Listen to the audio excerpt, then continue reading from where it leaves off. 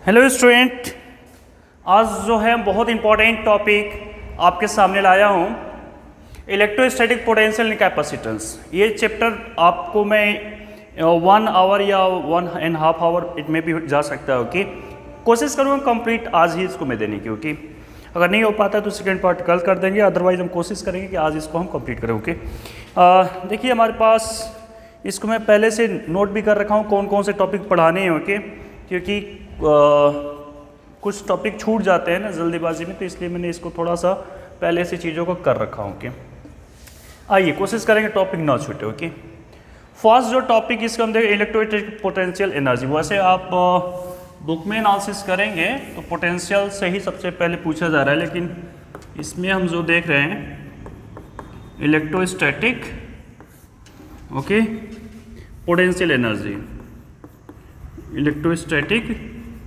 Potential energy, ये जो topic है हम देखेंगे।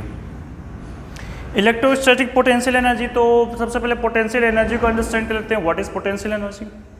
वैसे आप छोटी क्लासेस में पढ़े होंगे, आई थिंक क्लास 11th में भी इसको स्टडी कर दिए होंगे, कि कोई एक ऑब्जेक्ट है ग्राउंड से h हाइट डिस्टेंस पर अगर है और उस ऑब्जेक्ट का मास m है, तो उसमें जो पोटेंशियल एनर्जी स्टोर होती है वो mgh हम ऐसे बोलते थे। पर ये कोई परफेक्ट डिफिनीशन नहीं हुआ है इसका कि आप इस तरह से पोटेंशियल एनर्जी को बोल रहे हैं। एक्चुअल में क्या पोटेंशियल एनर्जी होती है उसको थोड़ा सा अंडरस्टैंड कर लेते हैं। ओके, देखिए एक स्प्रिंग है, ऐसा अंडरस्टैंड कीजिए, ठीक है। इस स्प्रिंग में हमने कुछ टाई कर लिया, अब मैं क्या कर रहा हूं, इसको पुल कर रहा हूं। तो जब भी पुल करूंगा ऑब्जेक्ट को, तो स्प्रिंग क्या करेगा, अपनी तरफ उसको रिस्टोरिंग फोर्स की वजह से अपनी तरफ खींचने की कोशिश करेगा। तो हम वर्क कर रहे हैं, वर्क का फॉर्मूला क्या होता है, फोर्स इंटू डिस्प्लेसमेंट, है ना। हमने फोर्स लगाया, डिस्प्लेसमेंट हुआ, तो हम वर्क कर रहे हैं, लेकिन ऐसा वर्क कर रहे हैं जो फोर्स है उसके अगेंस्ट में वर्क कर रहे हैं। इसका जो रिस्टोरिंग फोर्स है, किसी फोर्स के अगेंस्ट में अगर आप वर्क करते हैं तो उस वर्क को हम बोलते हैं पोटेंशियल एनर्जी। मीन्स उस बॉडी में क्या स्टोर होने वाला है, पोटेंशियल एनर्जी। ठीक है, अभी देखिए चौक है, सपोज ये ग्राउंड है मेरा हाथ। ओके, मैं वर्क करने की कोशिश कर रहा हूँ, जैसे मैं इसको लिफ्ट करूँगा तो पृथ्वी जो ग्राउंड है वो ग्रेविटेशनल पुल होगा, उसमें खींचने की कोशिश करेगी। मैं इसको ऊपर करने की कोशिश कर रहा हूँ, ये खींच रही, तो मैं वर्क तो हो रहा है, फोर्स में लगा रहा हूँ फोर्स। ओके, लेकिन ये जो फोर्स लग रहा है ग्रेविटेशनल फोर्स के अगेंस्ट में फोर्स लगाना पड़ रहा है मुझे, और ये डिस्प्लेसमेंट हो गया इसका। तो इस बॉडी में पोटेंशियल एनर्जी स्टोर हो गई है, ये है पोटेंशियल एनर्जी की स्टोरी। ठीक है, अब पोटेंशियल एनर्जी को थोड़ा सा हम, अब हमारी जो बुक में है किस तरह से क्या चीज़ों को डिफाइन किया गया है उसको थोड़ा सा 1 बाय 1 स्टेप में चेक कर लेते हैं। ओके, बहुत ज़्यादा टाइम नहीं आपको खराब करना चाहेंगे हम। ये क्यू है, यहाँ पर देखिए हमारे पास 2 पॉइंट है, एक पॉइंट ए है, एक पॉइंट बी है। ओके, तो सपोज बी से ए या ए से बी, आप कुछ भी ऐसा नोट करें। ओके, यहीं ए रहने दें, यहाँ बी रहने दो, थोड़ा सा लिखने में आपको अच्छा लगेगा। ओके, ए टू बी ऐसा बोलने में भी अच्छा लगेगा। ओके, तो किसी यूनिट टेस्ट चार्ज को जो है हम बी ए पोजीशन से कहाँ लाना चाहते हैं, बी पोजीशन पर लाना चाहते हैं। और अगर क्यू यहाँ पर हमने सोर्स चार्ज ले लिया तो इसकी फील्ड होगी, इसकी फील्ड होगी, तो इसके फील्ड के अगेंस्ट में, है ना, ये भी पॉजिटिव ये भी पॉजिटिव, तो इसको रिपेल करने की कोशिश करेगा। लेकिन हम क्या कर रहे हैं, हम ये बोल रहे हैं कि इसको हम लाएंगे, हम वर्क करेंगे इस फोर्स के, इसका जो फोर्स होगा इसके अगेंस्ट में हम वर्क करेंगे। जब हम इसको ला कर रखेंगे तो इसमें जो क्यू नॉट है, डिस्चार्ज जो है, इसमें क्या स्टोर हो जाएगा, पोटेंशियल एनर्जी। कितना वर्क होगा उसको पहले अंडरस्टैंड कर लेते हैं। ठीक है, कितना वर्क होगा उसको अंडरस्टैंड कर लेते हैं। तो वर्क को हम लिखेंगे, थोड़ा अच्छी तरह से केयर कीजिएगा, इंटीग्रल का मैंने साइन यहाँ पे दे रखा हूँ। Okay, integration F dot D R, आपको याद होना चाहिए एफ एक वेक्टर क्वांटिटी है इसलिए मैंने इस पर लगाया, और यहाँ पर डिस्प्लेसमेंट भी वेक्टर क्वांटिटी यूज कर रहे हैं। यहाँ पर छोटे से पार्ट को हमने डी आर लिया। अब चीज़ों को बस देखते जाइए, आपको सब कुछ क्लियर हो जाएगा। ओके, बस 2 मिनट दीजिए। यहाँ पर इंटीग्रेशन जो मैं दे रहा हूँ ए टू बी है ना, लोअर लिमिट अपर लिमिट ऐसा दे रहे हैं।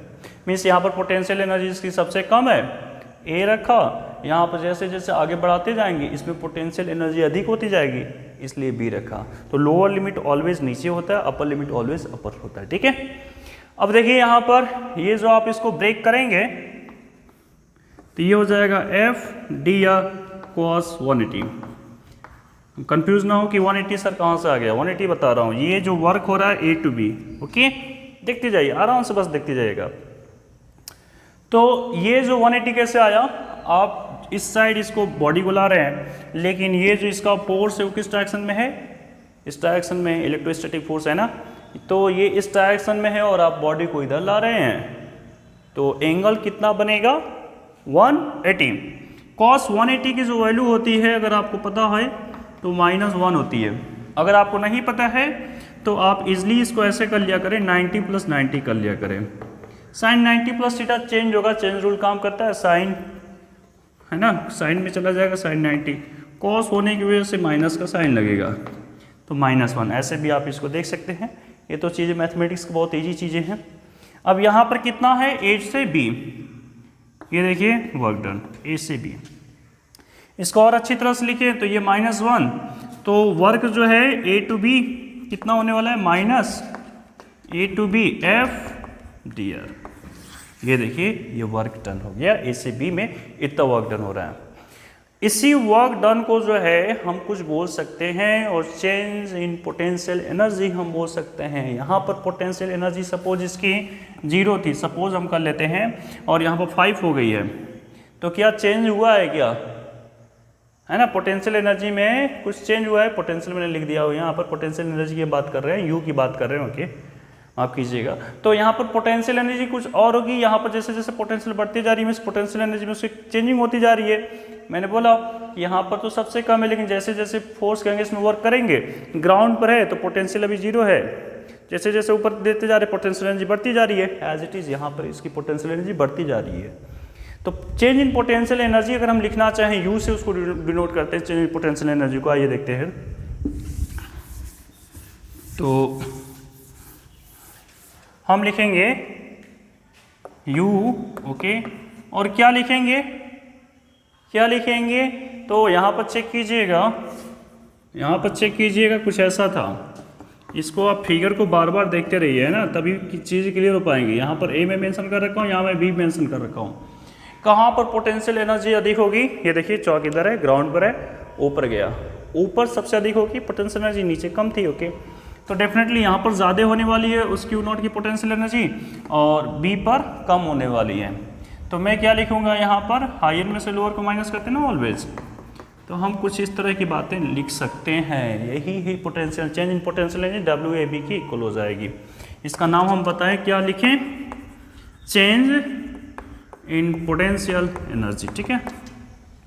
ये बातें आपको क्लियर हो जानी चाहिए। अब रुकिए ज़रा, हम छोटे से डिस्टेंस के लिए dr के बातें कर रहे थे, तो यहाँ से यहाँ तक का जो डिस्टेंस हमने लिया r लिया, क्लियर।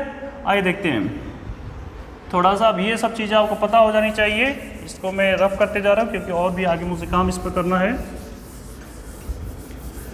तो देखिए यहाँ से यहाँ तक का डिस्टेंस, b तक के डिस्टेंस को RB में नोट कर सकता हूँ, और इस पोजीशन से जो A है उसके डिस्टेंस को मैं RA नोट कर सकता हूँ। इस पोजीशन का नाम हम कुछ दे सकते हैं, PQR कुछ भी, ओके।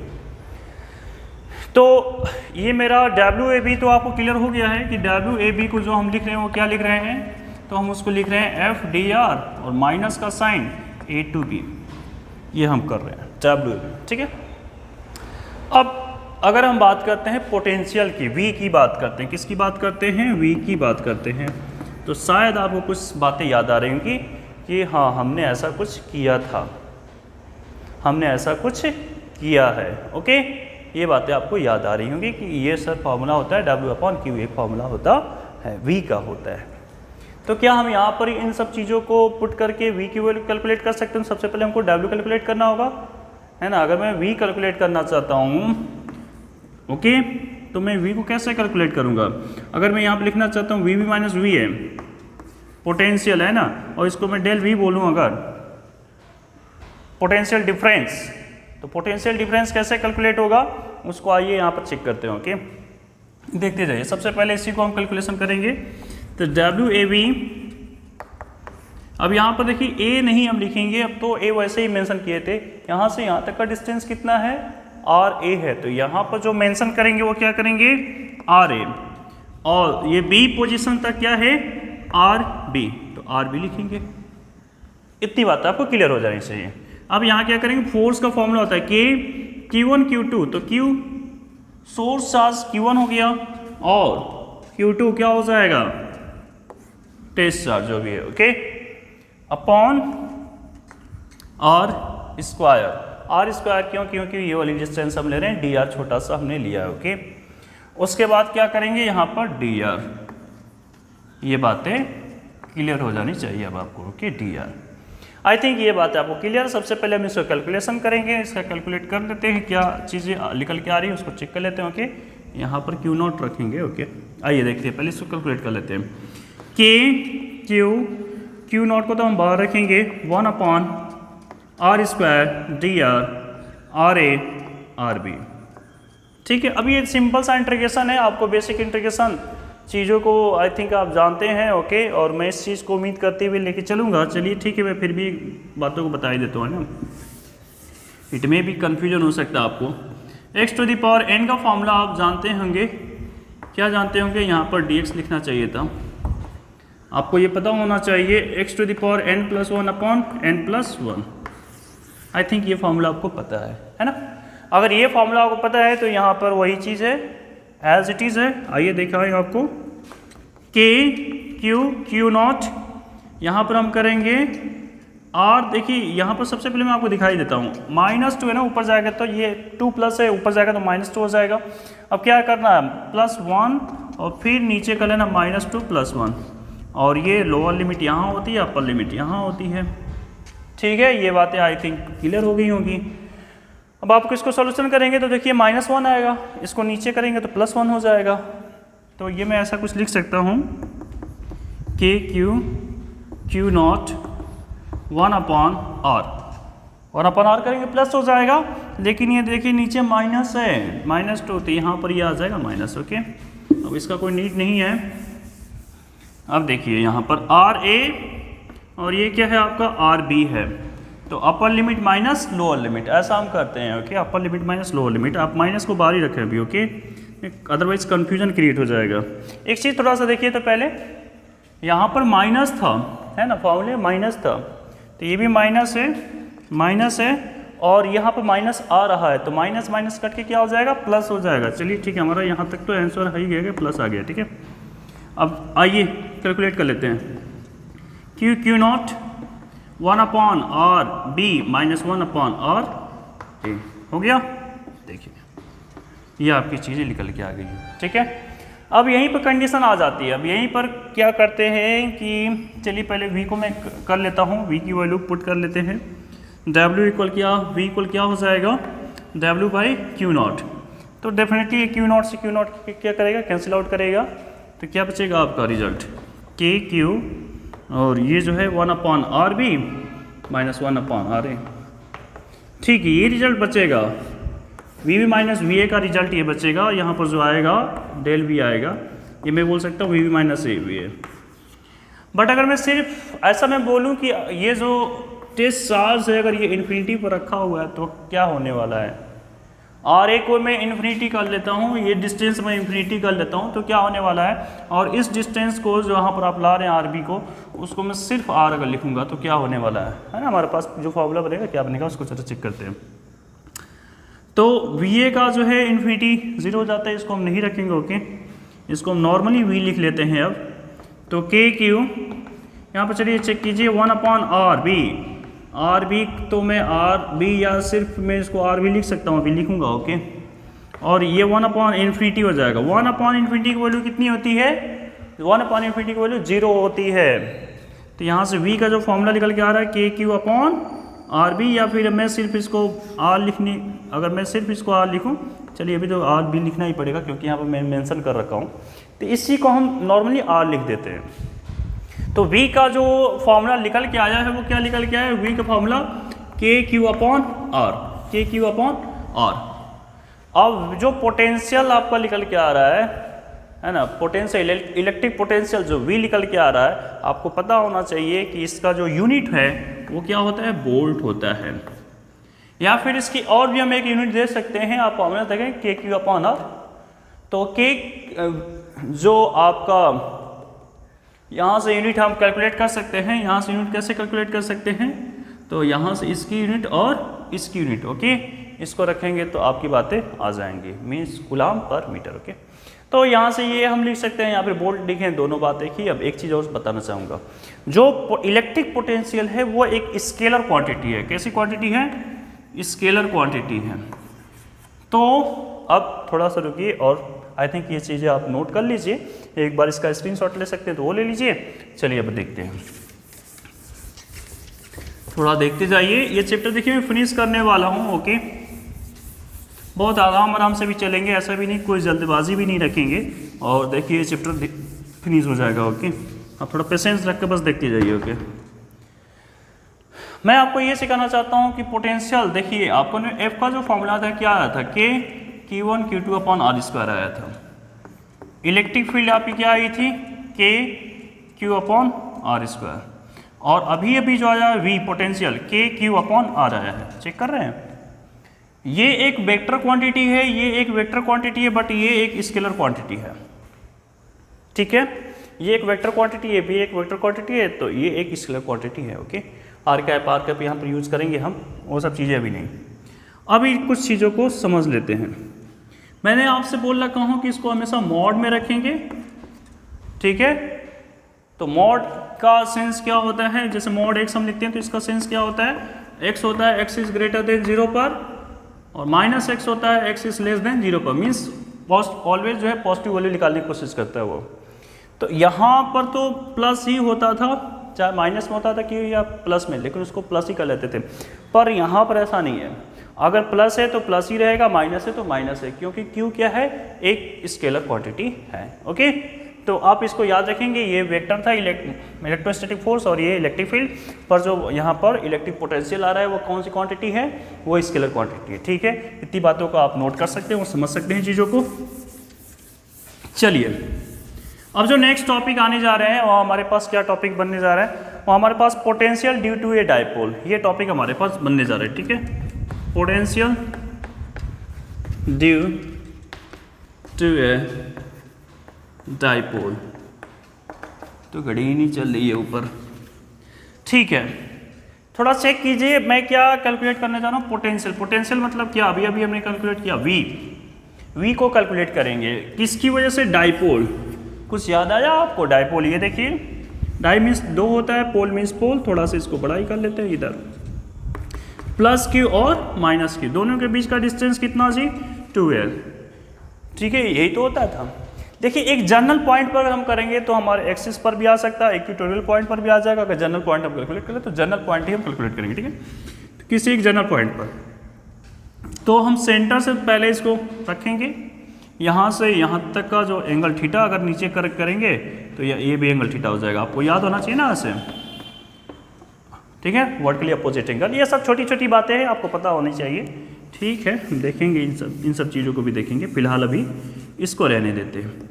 यहाँ से यहाँ तक का डिस्टेंस L, यहाँ से यहाँ तक का डिस्टेंस L है, 2L है, तो उसको हमने कट कर दिया। अब देखिए इसको मीट कर लेते हैं, ऐसे ऐसे ऐसे ऐसे ऐसे मीट कर लेते हैं। इसका नाम दे देते हैं A, इसका नाम B। तो यहाँ से यहाँ तक के डिस्टेंस को R है, यहाँ से यहाँ तक के डिस्टेंस को R भी कर लेते हैं, ठीक है। 1 2 भी आप कर सकते हैं, आपकी विश है, जो आप करना चाहते हैं। ये डिस्टेंस R हो गया। तो किसी एक P पॉइंट पर, एक जनरल P पॉइंट है, यहाँ पर आपको क्या करना है, इसी P पॉइंट पर आपको कैलकुलेट करना है पोटेंशियल, ठीक है। इसी P पॉइंट पर क्या कैलकुलेट करना, पोटेंशियल, इलेक्ट्रिक पोटेंशियल। अब देखिए कितनी आसान ये चीज़ें हैं, कुछ भी टफ नहीं है, बहुत ही आसान बातें हो रही है यहाँ पर, ओके।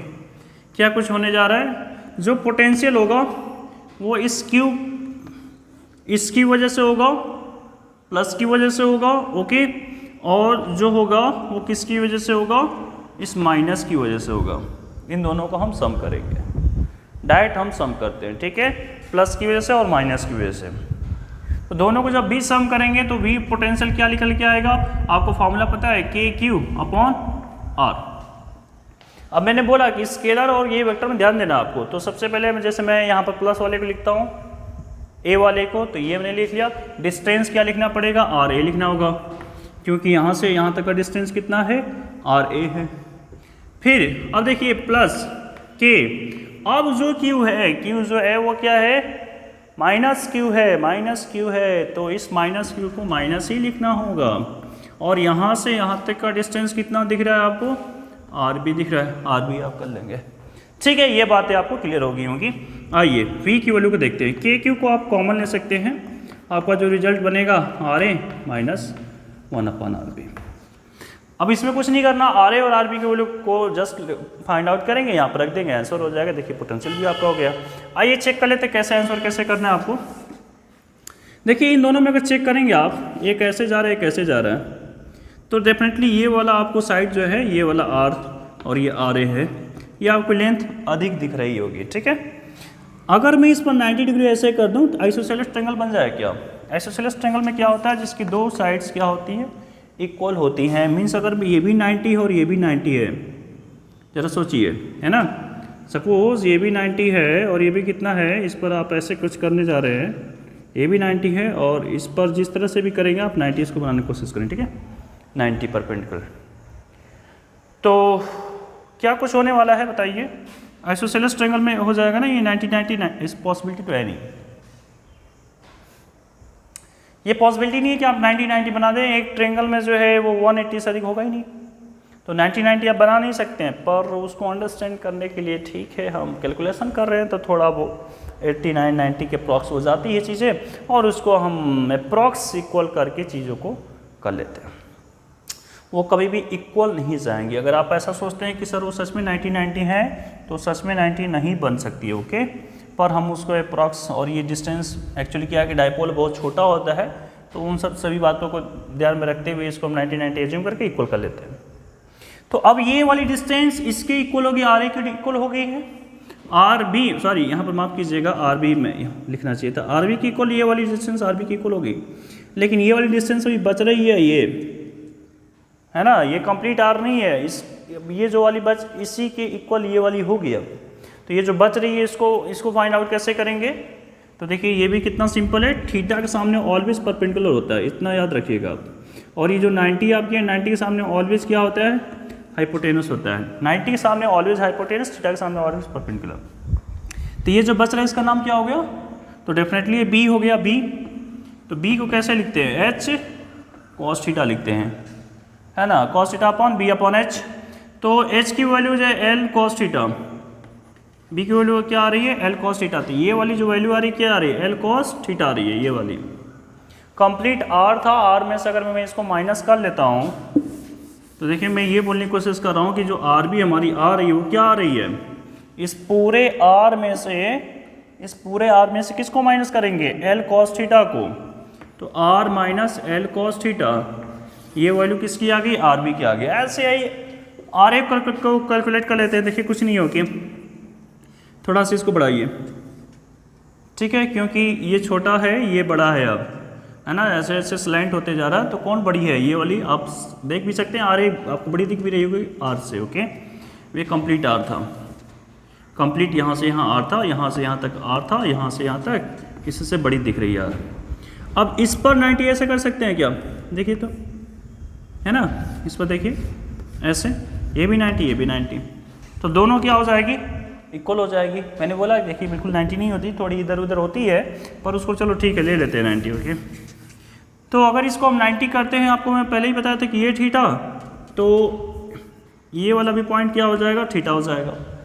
और ये 90 है, 90 के सामने ऑलवेज क्या होता है, एल था ना आपका, 90 के सामने हाइपोटेनस, थीटा के सामने क्या होता है जी, परपेंडिकुलर होता है, ठीक है।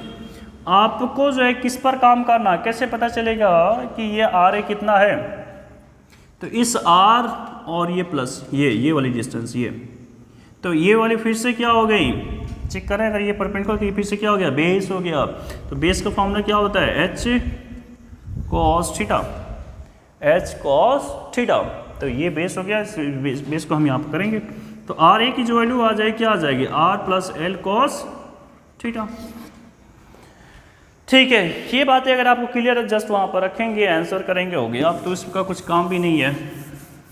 ठीक है, अब कर लेते हैं, यहाँ पर कैलकुलेशन करना है सिर्फ। v इक्वल क्या हो जाएगा, के क्यू 1/r a की वैल्यू रखें r plus l cos theta minus 1/r b cos theta, है ना, ऐसा कुछ, ऐसा क्लियर हो गया। अब देखिए क्रॉस मल्टीप्लिकेशन इसका इसमें करते हैं, तो v के Q r minus l cos theta, इसका पहले इधर फिर उधर जाएगा ये, तो ये माइनस, तो देखिए मैं यहीं पर एक लाइन बोल रहा हूँ आपसे, जब भी ब्रैकेट ओपन होगा बाहर माइनस है, साइन चेंज कर देगा, मीन्स माइनस में कर लेगा। ठीक है, नीचे क्या होगा, a plus B A minus B, तो क्या होता है A square minus B square. Okay, A square A plus B A minus B क्या होता है A square minus B square. Okay, ठीक है, कुछ कैंसिल आउट हो रहा है, आर से आर कैंसिल, आर प्लस था माइनस था।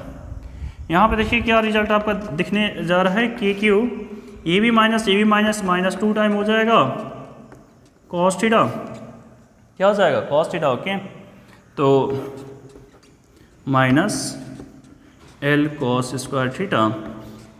और फिर से वही बातें होंगी कि सर ये तो एल बहुत ही छोटा है, किसके कंपेयर में आर को, तो इसको हम इग्नोर करेंगे और इस वाली लाइन को अप्रॉक्स 0 कर लेते हैं। ठीक है, थीटा भी बहुत छोटा है तो ये लगभग 1 के इक्वल जाएगा, और ये आर बहुत छोटा है तो इसलिए बहुत छोटी वैल्यू में उससे मल्टीप्लाई करने से कोई सेंस होता नहीं है। एक शॉर्ट डाइपोल के लिए r is greater than l, ऐसा हम एज्यूम करते हैं ना। अगर हमने शॉर्ट डिस्टेंस को लिया तो फिर काम ही नहीं हो सकता है, तो ये हम ऐसा एज्यूम करते हैं, तो ये वाली डिस्टेंस जो है ख़त्म हो जाएगी। तो क्या बचेगा आप बताइए मुझे, v का जो रिजल्ट बच रहा है आपके सामने, मैं ऊपर इसको लिखूँगा, जो v का जो रिजल्ट बच रहा है वो क्या बच रहा है आपका बताएं, के क्यू, चेक कीजिए तो ज़रा। अच्छा देखिए इसको मैं ना माइनस क्यों बच रहा होगा, माइनस को तो हम बाहर कर लेते हैं, 2l मैं अभी एक्सप्लेन करूँगा, कॉस थीटा अपॉन नीचे सिर्फ आर स्क्वायर। कुछ स्टूडेंट बोल रहे होंगे सर ये आपने क्या किया, हमारे जो टीचर्स जो करते हैं सर वो तो प्लस में आता है, सर आपको माइनस कैसे आ गया।